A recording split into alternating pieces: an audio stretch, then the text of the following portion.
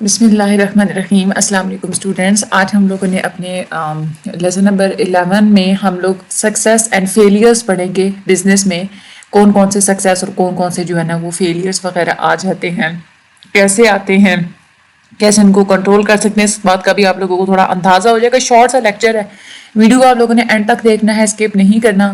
اور اگر آپ لوگ گروپ جوائن کرنا چاہتے ہیں تو ڈسکرپشن میں لنک بھی موجود ہے, آپ لوگ وہاں سے ہمارا گروپ بھی جوائن کر سکتے ہیں.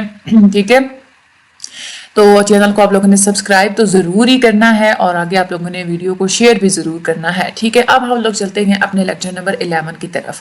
سب سے پہلے آج ہم لوگ دیکھیں گے success and failure of business. اچھا, دیکھیں بزنس کوئی بھی ہو اس میں جو فیلئر ہوتا ہے اس کے مین کازز کیا کیا ہوتے ہیں. مین کازز جو کامن کازز ہوتے ہیں نا کسی بھی بزنس کے فیلئر کے, وہ یہ ہوتے ہیں کہ مارکیٹ کا نالج اگر کم ہو. ٹھیک ہے, مارکیٹ کا نالج نہیں ہوگا تو آپ لوگ اپنی پروڈکٹ کو ٹھیک نہیں بنائیں گے. مارکیٹ میں کس چیز کی ضرورت ہے, اب کیا نہیں کرنی, کیا چیز پروڈیوس کرنی ہے, کیا چیز پروڈیوس نہیں کرنی, ریٹ کیا رکھنا ہے, یہ سب کچھ مارکیٹ کے نالج سے ہی آپ لوگوں کو پتہ چلتا ہے نا. لیکن مارکیٹ کا نالج اگر نہیں ہوگا تو آپ لوگوں کا بزنس فیل ہو جائے گا. اگر آپ لوگوں نے بزنس کا سٹارٹ کیا وداؤٹ ہے proper experience in the field, کسی فیلڈ میں آپ کا پراپر ایکسپیرینس نہیں تھا, ایکسپیرینس کے باوجود آپ لوگوں نے اس فیلڈ میں بزنس سٹارٹ کر دیا ہے, تو اس کی وجہ سے بھی آپ لوگوں کا بزنس فیل ہو سکتا ہے.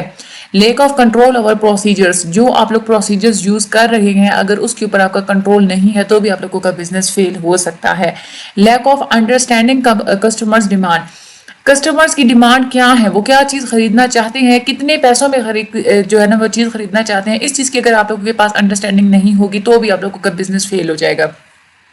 پورلی ڈیزائن پروڈکشن پروسیسز, اپنے پروڈکشن پروسیسز کو اگر آپ لوگوں نے ٹھیک طریقے سے نہیں ڈیزائن کیا ہوا تو بھی آپ لوگوں کا بزنس فیل ہو جائے گا. اس کے بعد کاسٹ اگر زیادہ آ رہی ہے, چیز بنانے پہ زیادہ خرچہ آ رہا ہے, یا آپ لوگوں کی چیز ویسٹ ہو جاتی ہے, یا کمپلینٹس جو آپ لوگوں کی آتی ہیں اس کی ہینڈلنگ آپ لوگوں کے ٹھیک طریقے سے نہیں کرتے, آپ لوگوں کی کوالٹی نہیں ٹھیک, کیپٹل جو ہے جو سرمایہ ہے وہ بھی کافی نہیں ہے, ناکافی سرمایہ ہے, بیڈ لک بدقسمتی کا بھی ایک فیکٹر ہو سکتا ہے, اور قدرتی جو آفات ہوتی ہیں نیچرل ڈیزاسٹرز, یہ ساری جو چیزیں ہیں نا یہ ساری کنٹریبیوٹ کر سکتی ہیں آپ لوگوں کے بزنس کے فیلئر میں. ٹھیک ہے, یہ آپ لوگوں نے اچھے طریقے سے اس کو جو ہے نا آپ لوگوں نے یاد کر لینا ہے. کوئی اتنا زیادہ کوئی مشکل نہیں, آپ لوگ خود بھی لکھ سکتے ہیں ایک دفعہ آپ لوگوں نے آپ سن لیا ہے تو. اب ہم لوگ یہ دیکھیں گے کہ بزنس میں سکسیس کے, کامیابی کے کیا کیا ریزنز ہو سکتے ہیں. اس میں دو طرح کے فیکٹرز ہوتے ہیں, کنٹرولیبل بھی فیکٹرز ہوتے ہیں جن کو آپ لوگ خود کنٹرول کر سکتے ہیں, اور انکنٹرولیبل فیکٹرز ہوتے ہیں جو کہ آپ لوگوں کے بزنس کے لیے سکسیسفل ثابت ہوتے ہیں لیکن آپ لوگ ان کو کنٹرول نہیں کر سکتے. ٹھیک ہے, کنٹرولیبل فیکٹرز کون کون سے ہوتے ہیں. ایک تو یہ کہ رسپانس آف مارکیٹ, اگر مارکیٹ آپ کو رسپانس اچھا دے رہی ہے, لوگ آپ لوگوں کی پروڈکٹ کو پسند کر رہے ہیں تو بھی آپ لوگوں کا بزنس سکسیسفل ہوگا. Competence, the ability to work, یعنی کہ اگر آپ لوگوں کے پاس صلاحیت ہے, آپ لوگوں کے اندر کام کرنے کی صلاحیت ہے, باصلاحیت ہیں آپ لوگ, تو بھی آپ لوگوں کا بزنس سکسیسفل ہوگا. نالج آف مارکیٹ کا آپ لوگوں کو نالج ہونا چاہیے, پروڈکٹ کا نالج ہونا چاہیے, سسٹمز کا نالج, مطلب یہ ساری اگر آپ لوگوں کو مارکیٹ کا نالج ہے, پروڈکٹ کا نالج ہے, سسٹم کا نالج ہے, یہ ساری چیزیں جو ہوتی ہیں نا یہ آپ لوگوں کے بزنس کو سکسیسفل بنا سکتی ہیں. اس کی وجہ سے آپ لوگوں کے بزنس میں سکسیس آ سکتی ہے. ٹھیک ہے, کچھ انکنٹرولیبل فیکٹرز بھی ہوتے ہیں جس کی وجہ سے آپ لوگوں کی بزنس میں کامیابیاں تو آپ کو ملتی ہیں لیکن آپ لوگوں کو وہ قدرتی خود ہی مل جاتی ہیں, آپ لوگ ان کو کنٹرول نہیں کر سکتے. وہ کون کون سے فیکٹرز ہوتے ہیں. ایک ہوتا ہے لک اینڈ ایکٹ آف گاڈ, یعنی کہ آپ کی اپنی قسمت اور اللہ تعالیٰ کی طرف, اللہ تعالیٰ کی مرضی بھی اس میں شامل ہو سکتی ہے.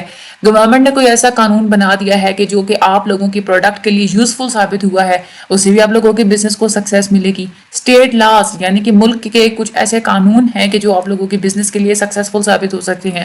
کلائمیٹ چینج, فار ایگزامپل اگر آپ لوگ اب موسم اس طرح کا ہو چکا ہے جس طرح کی آپ کی پروڈکٹ ہے تو بھی یہ بھی ایک فائدہ ہے کہ آپ لوگوں کے بزنس کو سکسیس ملے گی.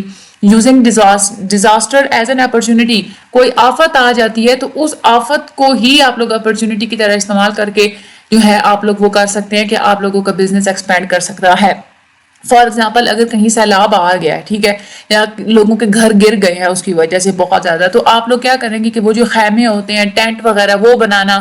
ٹھیک ہے, اگر آپ کی ایسی کوئی کمپنی ہے تو اس کے لیے یہ تو آپ لوگوں کے لیے فائدہ ہوگا نا, زیادہ بنائیں گے وہ زیادہ بکیں گی. ٹھیک ہے, یہ ہو گیا. آگے ہم لوگ چلتے ہیں جوائنٹ وینچر کیا ہوتا ہے. جب دو سے زیادہ لوگ یا دو سے زیادہ آرگنائزیشنز آپس میں ہاتھ ملا لیتی ہیں اور وہ یہ ڈیسائیڈ کرتی ہیں کہ ہم لوگ اب جو ہے نا وہ کمبائن بزنس کریں گے, اکٹھا ہم لوگ بزنس کریں گے, تو وہ ہوتا ہے جوائنٹ وینچر.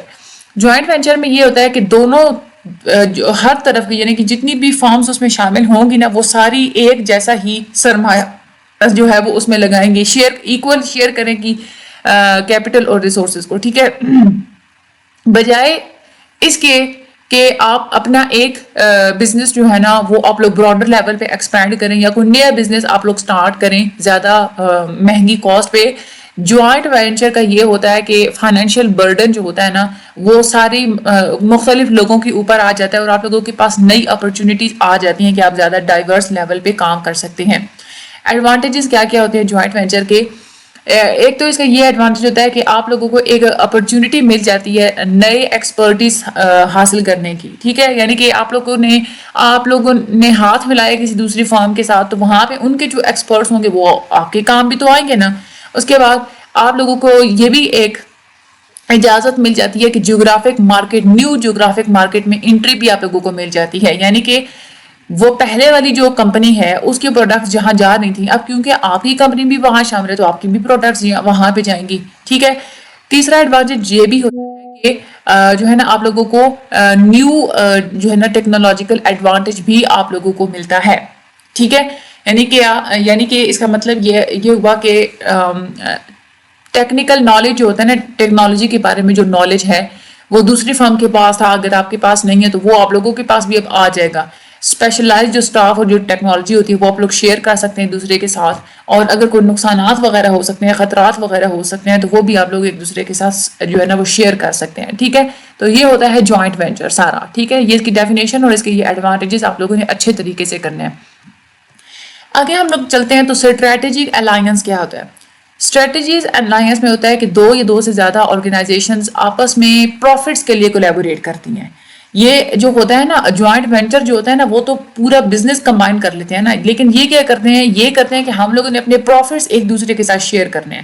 اسٹریٹجک الائنسز میں ریسورسز زیادہ ہوتے ہیں، ٹھیک ہے، یعنی کہ دونوں جو فارمز ہوتی ہیں ان کے پروڈکٹس یوز ہوتے ہیں، ٹھیک ہے. اور اس کے بعد جو ڈسٹریبیوشن چینلز ہوتے ہیں ریل کے تھرو آپ لوگ ڈسٹریبیوٹ کرنا ہے یا آپ لوگوں نے بائی بس، یعنی کہ ڈسٹریبیوشن کے جتنے بھی طریقے ہوتے ہیں وہ ہر فارم اس میں یوز کرے گی، ٹھیک ہے. اس کے بعد مینوفیکچر کرنے کی جو صلاحیتیں ہوتی ہیں ساری فارمز کی یوز ہوں گی. فیوچر کے جو پروجیکٹس ہوتے ہیں ان کے لیے فنڈنگ دینا، اس کے بعد جو سرمایہ وغیرہ شیئر کرنا، اکوپمنٹس ہتھیار وغیرہ شیئر کرنا، نالج شیئر کرنا، ایکسپرٹیز شیئر کرنا، ذہانت شیئر کرنا، یہ ساری جو شیئرنگ ہے نا یہ دونوں فارمز ہی آپس میں اکٹھی کریں گی. تو اس کا یہ ایک بیسک آؤٹ کم ہوتا ہے اسٹریٹجک الائنس کا کہ دونوں فارمز میں بہت زیادہ کنٹریبیوٹ کرتی ہیں. ایک بہت ہی اچھی اسٹریٹجک الائنسز کی جو اگزامپل ہمیں دیکھنے کی ملتی ہے وہ ایئر لائن انڈسٹری ہے. پوری دنیا میں یہ جو ایئر لائن انڈسٹریز ہوتی ہیں یہ آپس میں جو پروفٹ ہے نا یہ شیئر کرتی ہوتی ہیں، ٹھیک ہے. تو یعنی کہ وہ یہ ایسے ہوتا ہے نا کہ اب ایک ایئر لائن اگر پاکستان سے ہے وہ باہر کی ایئرپورٹ میں جہاں جائے گی تو ان کو بھی تو فائدہ ہوگا، ان کو بھی فائدہ ہوگا، آپس میں وہ فائدے تھوڑے وہ بانٹ لیتے ہیں، ٹھیک ہے. تو یہ اسٹریٹجک الائنس کی یہ ایئر لائن والی جو ایگزامپل ہے یہ آپ لوگوں کے MCQs میں بہت آتی ہے. آپ لوگوں نے اس کے علاوہ یہ جو اس کا ہے نا پول آف ریسورسز کس میں ہوتا ہے یہ بھی اسٹریٹجک الائنس میں ہوتا ہے، تو یہ بھی آپ لوگوں کے MCQs میں بہت آتا ہے. ایک اور بھی فارم ہوتی ہے مرجر اینڈ ایکویزیشن کی. مرجر ایک نیا ٹرینڈ ہے مارکیٹ میں جہاں پہ دو یا دو سے زیادہ آرگنائزیشنز آپس میں اکٹھی ہوتی ہیں اور ایک نئی آرگنائزیشن بنا لیتی ہیں، ٹھیک ہے. یہ ہوتی ہے مرجر، ٹھیک ہے. ایکویزیشن ذرا الگ ہوتی ہے، ایکویزیشن ڈفرینٹ ہوتی ہے مرجر سے. یہاں پہ ایک بزنس جو ہے نا وہ کیا کرتے ہیں، بزنس دوسرا جو بزنس ہوتا ہے نا اس کو جو ہے نا وہ حاصل کر لیتے ہیں، خرید لیتے ہیں. کمبائن کرنے کے بجائے ایک بزنس دوسرے بزنس کو ایکوائر کر لے گا، حاصل کر لے گا. اس میں کیا ہوتا ہے کہ ملکیت جو ہوتی ہے نا وہ پھر بزنس کی وہ جو ایکوائرنگ پارٹنر ہوگا نا یعنی کہ جو خریدنے والا پارٹنر ہوگا اس کی ملکیت میں ساری اونرشپ جو ہے نا وہ چلی جاتی ہے، ٹھیک ہے. اس کے بعد آگے ہم لوگ دیکھتے ہیں مرجر اور ایکویزیشن کے بھی کچھ ایڈوانٹیجز ہوتے ہیں. ایک تو یہ ہوتا ہے کہ بزنس کا جو سائز ہوتا ہے اس میں ایکسپینشن ہوتی ہے، ٹھیک ہے. ظاہر سی بات ہے جب آپس میں مل جائیں تو بھی جو ہے نا وہ ایکویزیشن ہوگی، ٹھیک ہے، ایکسپینشن ہوگی، ٹھیک ہے. اور اس کے علاوہ اگر ایک فارم دوسری خرید لیتی ہے تو بھی دو فارمز کا بزنس اس کے پاس آ جائے تو بھی تو سائز ایکسپینڈ کرے گا نا. اس کے بعد منیمائز آپریشنل کاسٹ، یعنی کہ جو خرچہ آتا ہے نا جو کام کرنے کے اوپر جو خرچہ آتا ہے, چیز بنانے کے اوپر جو خرچہ آتا ہے, وہ بھی کام ہو جاتا ہے, اور کمپٹیشن بھی ریڈیوز ہو جاتا ہے. یعنی کہ پہلے دو فارمز ایک دوسرے کے کمپٹیشن میں تھیں, لیکن اب وہ دونوں مل کے ایک ہی بن گئی ہے, تو کمپٹیشن میں کوئی آیا ہی نہیں, تو ریڈیوز ہو جاتا ہے کمپٹیشن اس طریقے سے بہت زیادہ. تو یہ آپ لوگوں کے کامن ایڈوانٹیجز یہ بہت زیادہ انپورٹنٹ ہے, یہ آپ لوگوں کے MCQs میں بھی آتے ہیں, یہ بھی آپ لوگوں نے یاد کرنے ہیں, ٹھیک ہے. ایکوزیشن کی ڈیفینیشن, مرجر اینڈ ایکوزیشن کی, مرجر کی ڈیفینیشن, اسٹریٹجک الائنس کی ڈیفینیشن, جوائنٹ وینچر کا یہ ایڈوانٹیجز, اور یہ جو اس کے یہ جو اوپر یہ سارا ہے نا, یہ جوائنٹ وینچر یہ آپ لوگوں کے لانگ میں آ جاتا ہے, ٹھیک ہے. اور یہ سکسیس اور یہ جو یہ آپ لوگوں کے آتے ہیں اس میں MCQs میں آتے ہیں, وہ آپ لوگوں سے پوچھتا ہے کہ انکنٹرولبل فیکٹر سکسیس کے کون کون سے ہیں, کنٹرولبل فیکٹرز کون کون سے ہیں, ٹھیک ہے. تو یہ سارے آپ لوگوں نے جو ہے نا اوور آل بہت ہی آسان سا چیپٹر تھا. شروع والے جو چیپٹرز ہیں نا اس کے MGT 211 کے, وہ تھوڑے سے مشکل ہیں, آگے جو ہے نا وہ سارے کے سارے بہت آسان ہیں. لیکن وہ شروع والے بھی میں نے آپ لوگوں کو بتا دیا تھا کہ اپنی ورڈنگ میں آپ لوگوں نے جو بہت زیادہ ہیڈنگس والے تھے نا, آپ لوگوں نے اپنی ورڈنگ میں اس کو لکھنا ہوتا ہے. جسٹ لیکچر سننا ہوتا ہے, کنسیپٹ آپ کا آ گیا, آپ لوگوں نے اپنی ورڈنگ میں اس کو کرنا ہوتا ہے, ٹھیک ہے. باقی انشاءاللہ لیکچر نمبر 12 میں ملاقات ہوگی. مجھے اپنی دعا میں یاد رکھیے گا, چینل کو آپ لوگ سبسکرائب بھی ضرور کر دیجیے گا, شیئر بھی ضرور کر دیجیے گا. اللہ تعالیٰ آپ سب لوگوں کی مدد فرمائے. Thank you so much and اللہ حافظ.